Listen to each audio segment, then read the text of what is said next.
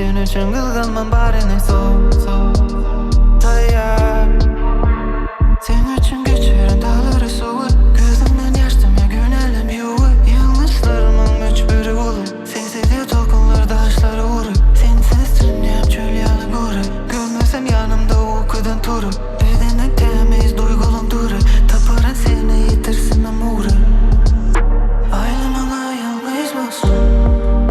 Yalnız dursun Sen bilen atarı bilen damlı Yanında bulmasam Ailem adam kıyım olsun Yalnız dursun Gözümün bağırırken bir damlı Eğer yanında bulmasam Ailem yalnız olsun Sessiz gece kalım beni iki çek Başı demek duygularım küçü del Bari yani oğlum kapa sen bakışın pek Vacip olan sen oğlum fikri del Avani asman üstüme minne Dertleri işör yöne alıp çıkın bilyen Gal yanımda şu var gitme dur diyem Başa gay açarın deme müdür sev Görüp gelin katini Hiç kim yoktu kalkmadı kapıyımı Sevmadım dini düş oğlum yatimin Aramızda men gözüdüm yakini Sen ne bulur yerini tutmaz birim Deken yalı sözlerim gönü girer